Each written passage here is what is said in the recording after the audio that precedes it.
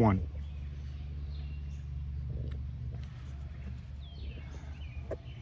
Life is a hideous thing, and from the background behind,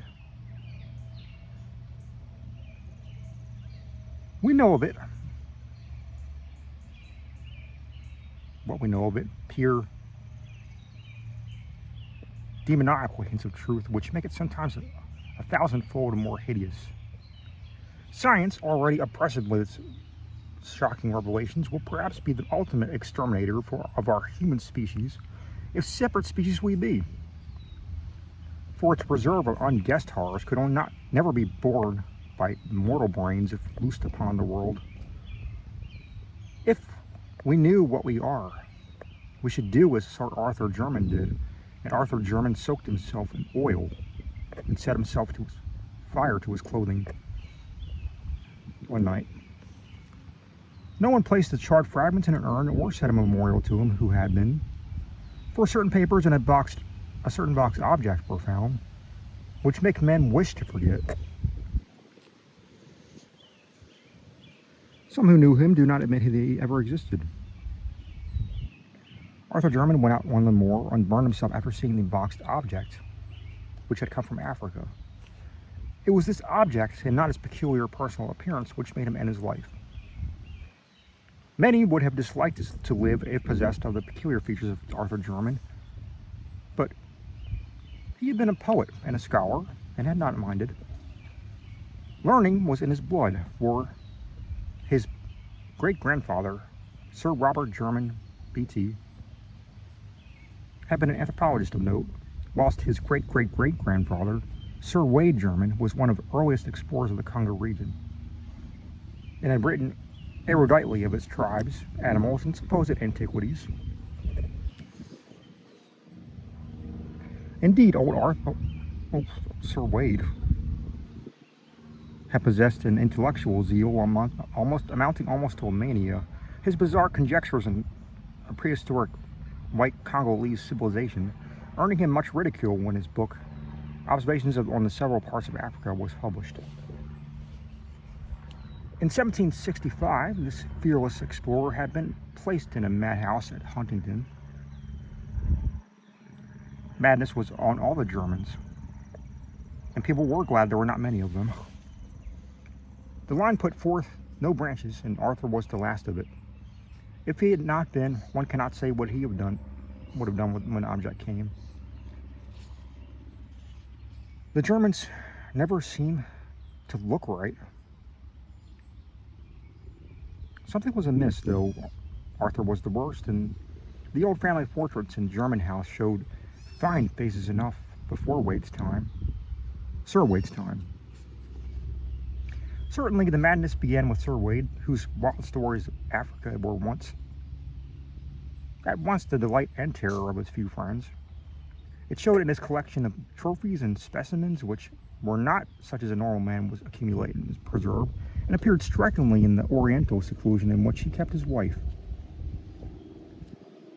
The latter, he had said, was the daughter of a Portuguese trader who he had met in Africa and did not like English ways.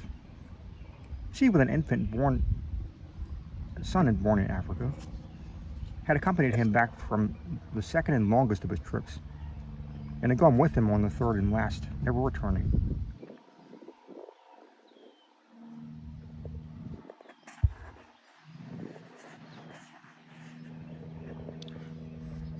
No one had ever seen her closely, not even the servants, for her disposition had been violent and singular. During her brief stay at Jermyn House, she occupied a remote wing and waited on by her husband alone. Sir Wade was indeed most peculiar in his solicitude for his family, for when he returned to Africa, he permitted no one to care for his young son, save a loathsome black woman from Guinea. Upon coming back after the death of Lady Jermyn, he himself assumed complete care of the boy.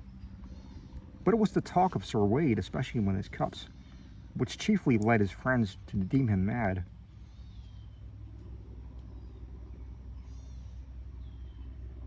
In a rational age like the 18th century, it was unwise for a man of learning to talk about wild sights and strange scenes under a Congo moon. of the gigantic walls of pillars of a forgotten city, crumbling and vine-grown, and of damp, silent stone steps leading intermittently down into the darkness of abysmal treasure vaults and inconceivable tombs, catacombs.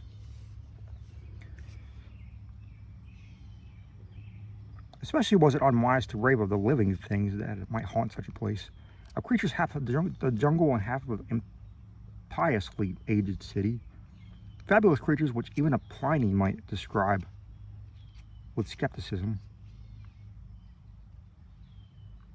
that might have sprung up after the great apes have overrun the dying city with the walls and pillars, the vaults and the weird carvings.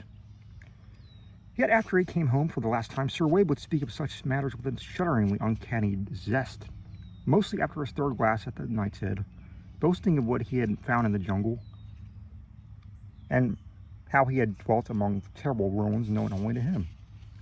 And finally, he had spoken of the living things in such a manner that he was taken to the madhouse. He had shown little regret when shut into the barred room at Huntingdon, for his mind moved curiously. Ever since his son had commenced to grow out of infancy, he liked his home less and less, till at last he was seen to dread it. The Knight's Head had been his headquarters, and from when he was confined, he expressed some vague gratitude, as if for protection. 3 years later, he died. Wade Jermyn's son Philip was a highly peculiar person. Despite a strongly physical resemblance to his father, his appearance and conduct were in many particulars so coarse that he was universally shunned. Though he did not inherit the madness which was feared by some, he was densely stupid and given to brief periods of uncontrollable violence. In frame he was small but intensely powerful, and was of incredible agility. 12 years later, after succeeding to his title, he had married the daughter of his gamekeeper, a person said to be of gypsy extraction, but before his son was born, he joined the Navy as a common sailor, completing the general disgust which was his habits and mésalliance had begun. Mésalliance.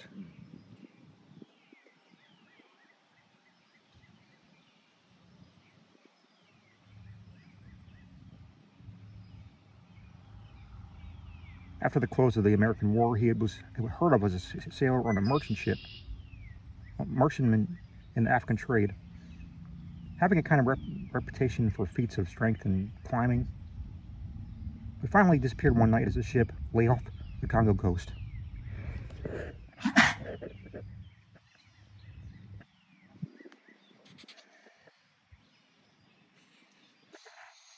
And the son of Sir Philip Jermyn, the now accepted family peculiarity took a strange and fatal turn. Tall and fairly handsome, with a sort of weird Eastern grace, despite certain slight oddities of proportion, Robert Jermyn began life as a scholar and investigator. It was he who first studied scientifically the vast collections of relics which his mad grandfather had brought from Africa, and who made the family name as celebrated in ethnology as in exploration. In 1815, Sir Robert married a daughter of 7th Viscount Brightholme, and was subsequently blessed with 3 children, the eldest and youngest of whom were never publicly seen on account of deformities in mind and body. Saddened by these family misfortunes, the scientist sought relief in his work, and made 2 long expeditions into the interior in Africa. In 1849, his second son, Neville, a singularly repellent person who seemed to combine the surliness of Sir Philip Jermyn with the hauteur of the Brightholmes, ran away with a vulgar dancer, but was pardoned upon his return in the following year. He came back to Jermyn House, a widower and with an infant son, Alfred, who was one day to be the father of Arthur Jermyn.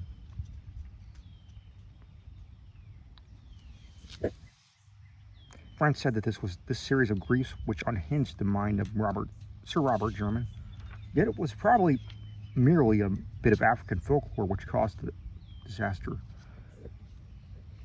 The elderly scholar had been collecting legends of the Onga tribes near the fields of his grandfather's and of his own explorations, hoping in some way to account for Sir Wade's wild tales of a lost city peopled by some strange hybrid creatures. A certain consistency in the strange papers of his ancestors suggested the man's imagination might have been stimulated by native myths. On October 19th, 1852, the explorer Samuel Seton called at Jermyn House with a manuscript of notes collected among the Ongas, believing that certain legends of a great city of white apes ruled by a white god might prove valuable to the ethnologist. In his conversation, he probably supplied many additional details, the nature of which will never be known, since his hideous series of tragedies suddenly burst into being. When Sir Robert Jermyn emerged from his library, he left behind the strangled corpse of his explorer, and before he could be restrained, had put an end to all three of his children. The two were who were never seen, and the son who had run away. Neville Jermyn died in the successful defense of his own 2-year-old son, who had apparently been included in the old man's madly murderous scheme.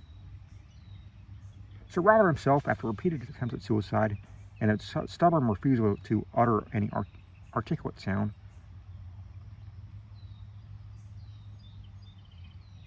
died of apoplexy in the second year of his confinement. Sir Alfred Jermyn was a baronet before his 4th birthday, but his taste never matched his title. At 20, he had joined a band of music hall performers, and at 36, he deserted his wife and child to travel with an itinerant American circus. His animals were very revolting among the animals in the exhibition which he traveled was a huge bull gorilla of lighter color than the average, surprisingly tractable beast of much popularity with the performers. With this gorilla, Alfred Jermyn was singularly fascinated, and on many occasions the two would eye each other for long periods through the intervening bars. Eventually, Jermyn asked and obtained permission to train the animal, astonishing audiences and fellow performers alike with his success. One morning in Chicago, as the gorilla and Alfred Jermyn were rehearsing an exceedingly clever boxing match, the former delivered a blow of more than usual force, hurting both the body and dignity of the amateur trainer. Of what followed, members of the greatest show on earth do not like to speak.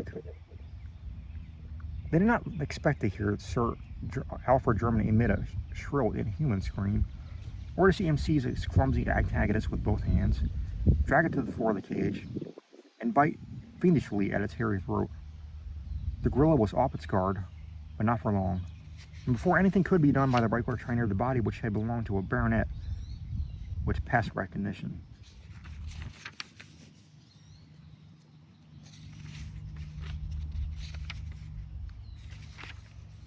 Two. Arthur Jermyn was the son of Sir Alfred Jermyn and a music hall singer of unknown origin. When the husband and father deserted his family, the mother took the child to Jermyn House, where there was none left to object to her presence. She was not without notions of what a nobleman's dignity should be, and saw to it that her son received the best education which limited money could provide. The family resources were now sadly slender, and Jermyn House had fallen into woeful disrepair, but young Arthur loved the old edifice and all of its contents. He was not like any other Jermyn who had ever lived, for he was a poet and a dreamer. Some of his neighboring families who had heard tales of old Sir Wade Jermyn's unseen Portuguese wife declared that her Latin blood must be showing itself. But most persons merely sneered at his sensitiveness to beauty, attributing it to his music hall mother, who was socially unrecognized. The poetic delicacy of Arthur Jermyn was the more remarkable because of his uncouth personal appearance.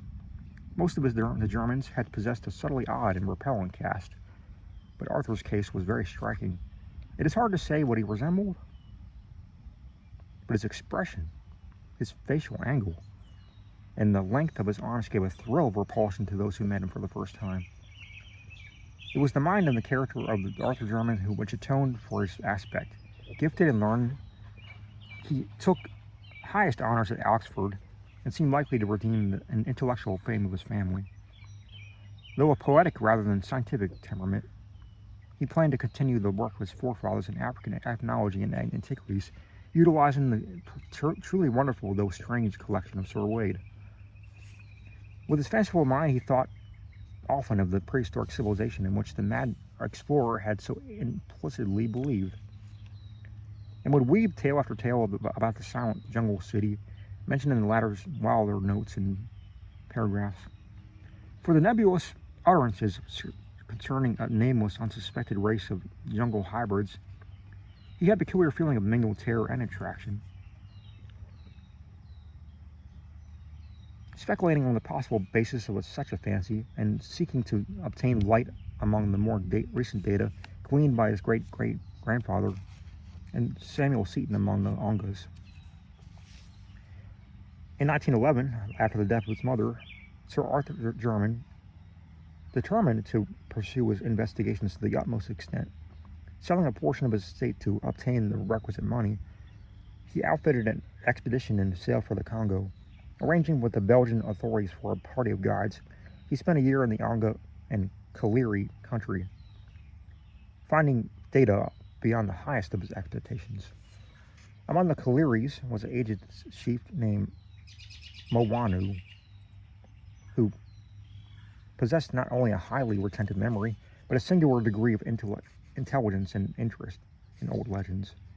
This ancient confirmed every tale which Jermyn had heard, adding to his own account of the Stone City and the White Apes as it had been told to him. According to the Menwanu, the great city and the hybrid creatures were no more, having been annihilated by the warlike Nabangus many years ago. This tribe, after destroying most of its edifices and killing the live beings, had carried off the stuffed goddess which had been the object of their quest, the white ape goddess which the strange beings worshipped, and which was held by Congo tradition to be the one form of one who had reigned as a princess among these beings. Just what the white ape-like creatures could have been, Mowanu had no idea, but he thought they were the builders of the ruined city. Jermyn could form no conjecture, but by close questioning obtained a very picturesque legend of the stuffed goddess.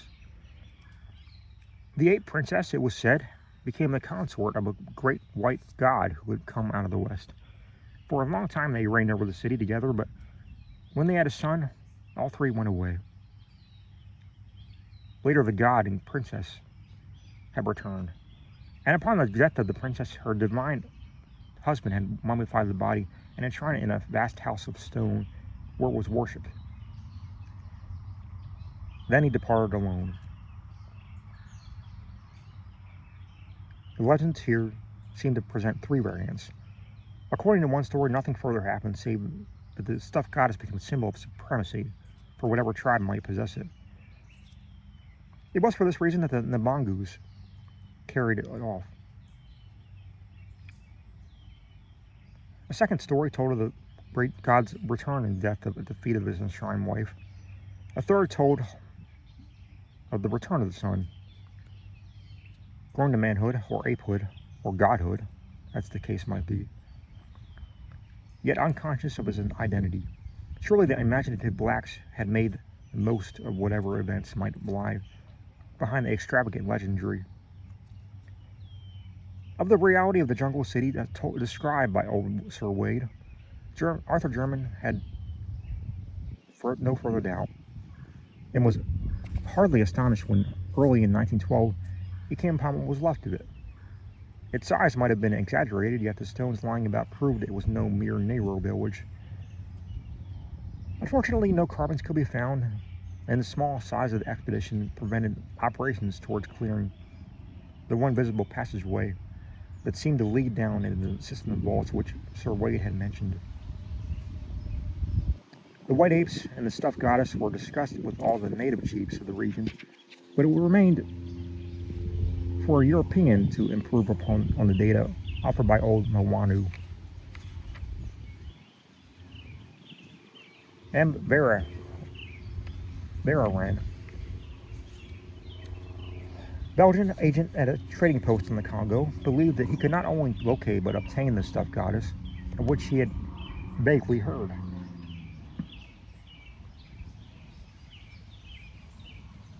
Since the once mighty Nabangus were now the submissive servants of King Albert's government, and with but little persuasion could be induced to part with the gruesome deity they carried off.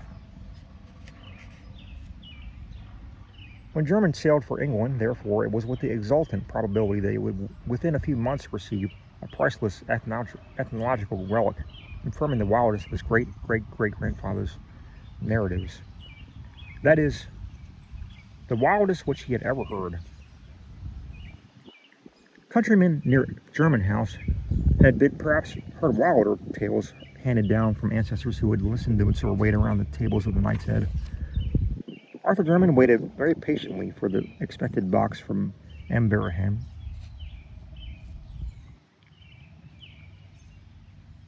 ran.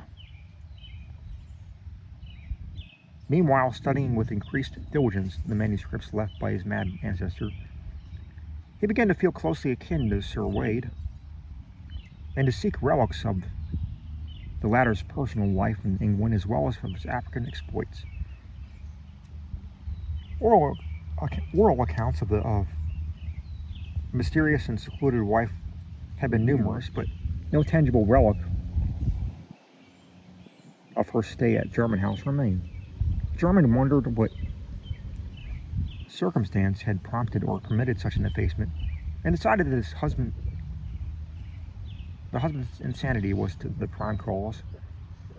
His great-great-great-grandmother, we recalled, was said to have been the daughter of a Portuguese trader in Africa.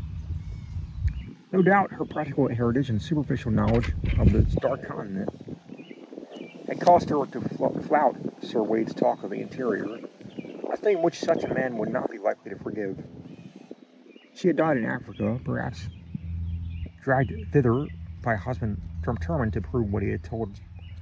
But as Jermyn indulged in these reflections, he could not but smile at their futility. A century and a half after the death of both of his strange progenitors, in June 1913, a letter arrived for M. Vera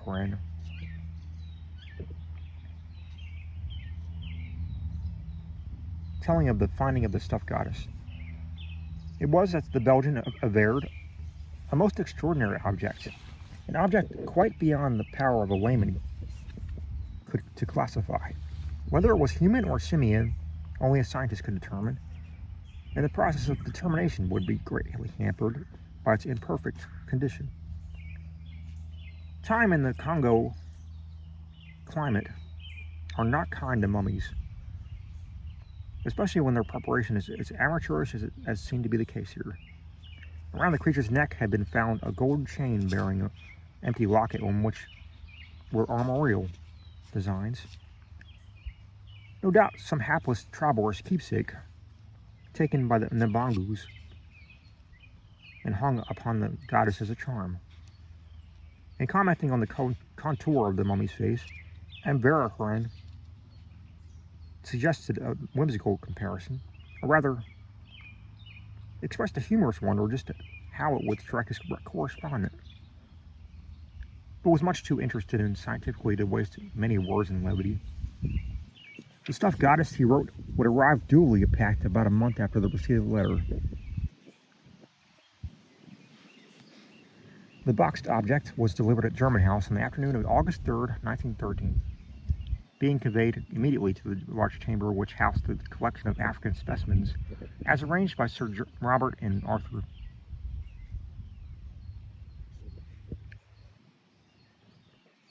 What ensued can be best gathered from the tales of servants and from Arthur, and from things and papers later examined. Of the various tales of the aged Soamis,